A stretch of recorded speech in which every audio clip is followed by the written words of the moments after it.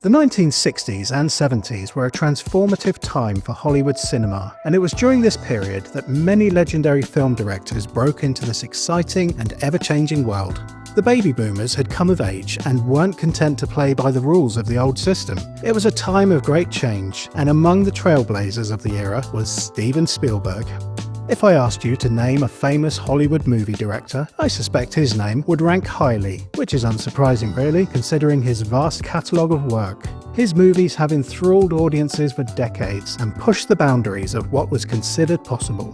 The man pioneered the concept of the summer blockbuster and inspired countless others to follow his example and redefine modern cinema. But every great director has to start somewhere, and in today's video I'm going to take you all the way back to 1971 when a young Steven Spielberg had his breakthrough into Hollywood filmmaking. I'm Stuart McLachlan, otherwise known as That Guy in the Firebird, and welcome to Motors at the Movies. Settle into your seat, get comfortable, grab your popcorn, and let's talk about Duel. At just 24 years old, Spielberg had been directing episodes of television shows like Night Gallery and Columbo, but this was his first major directorial challenge. Producer George Eckstein, known for his work on television dramas, recognized Spielberg's talent and gave him the opportunity to direct Duel, an ambitious TV thriller that would prove his cinematic instincts were well beyond his years. The film stars Dennis Weaver as David Mann. How do you spell that, please? M-A-N-N, that's two N's. An ordinary man thrust into extraordinary circumstances. Weaver was already a well-known television actor, having played Chester Good on Gunsmoke and Sam in McCloud. His background in television made him an ideal choice for Duel, as he could bring a strong yet vulnerable presence to the role. The screenplay was written by Richard Matheson, an acclaimed writer of science fiction and horror. Matheson adapted Duel from his own short story, which had been published in Playboy magazine. Inspired by a personal experience of being menaced by a truck while driving, Matheson crafted a simple but terrifying tale of an everyman locked in a life-or-death struggle. Duel was originally produced as part of the ABC Movie of the Week, a television series that aired made-for-TV films during prime time. ABC executives wanted gripping, low-budget thrillers that could draw audiences, and Duel fit the bill perfectly. Spielberg was given only 10 days to shoot the film, but he pushed for an 11th day to refine certain sequences. His ability to execute high-energy action within a limited schedule foreshadowed his later success with blockbuster hits like Jaws and Raiders of the Lost Ark. After its television debut, Duel was met with such strong acclaim that Universal Pictures decided to release it theatrically in international markets. To extend its runtime, Spielberg shot additional scenes, including the railroad crossing sequence and the school bus scene, turning a tight 74-minute TV movie into a more theatrical 90-minute experience. At its core, Duel is a minimalist thriller that explores primal fear and existential dread. The film follows David Mann, a mild-mannered salesman driving across the California desert on a routine business trip. After overtaking a slow-moving, rust-covered Peterbilt truck, Mann becomes the target of an unseen, malevolent driver who seems determined to kill him.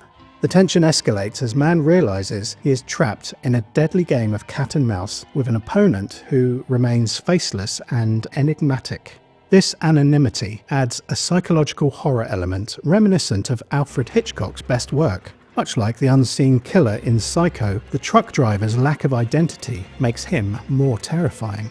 The film also touches on themes of masculinity and societal expectations. Mann is constantly belittled. His wife criticizes him for not standing up for himself.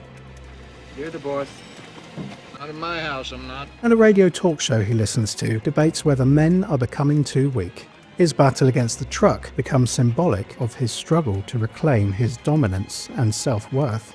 The choice of vehicles in Duel is crucial to the film's tension. Mann's car, a red 1970 Plymouth Valiant, was a common family vehicle at the time. It symbolized the average American man, functional but unremarkable, reliable but not built for high-performance confrontations. This makes Mann's situation even more harrowing. He is an ordinary person caught in extraordinary circumstances. Spielberg wasn't at all fussed about the choice of car, but insisted that it be red to stand out against the stark and barren landscape. I think the production team did an excellent job in choosing the Plymouth. It wouldn't have worked as well with a more heroic-looking Mustang or Firebird, and a more substantially proportioned Cadillac or Lincoln doesn't exactly convey vulnerability.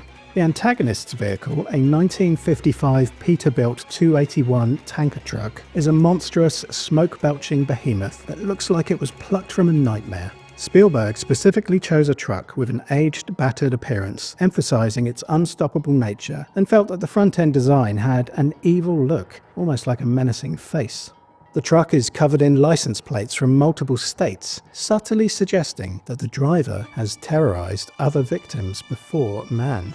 The contrast between the vehicles heightens the film's David and Goliath dynamic. The Valiant's small, bright frame makes it seem vulnerable against the hulking, shadowy truck. Much like Mann himself, an average man up against a relentless, unseen force. Mann undergoes a profound transformation throughout Duel. Initially, he is a passive, polite individual who avoids confrontation. However, as the chase intensifies, he is forced to shed his mild-mannered persona and embrace raw survival instincts. By the end, he is reduced to an almost primal state, screaming in triumph after outmaneuvering his pursuer. For audiences in 1971, Duel played on the universal fear of being hunted by an unstoppable force. The facelessness of the truck driver made the antagonist feel omnipresent, much like the unseen threats in Alfred Hitchcock's films. For modern audiences, Duel remains a gripping psychological thriller. Perhaps even more so in an age where road rage and anonymous aggression, now often seen in online interactions, are more prevalent. The film's simple, relentless tension transcends time, making it just as effective today as it was in the 1970s.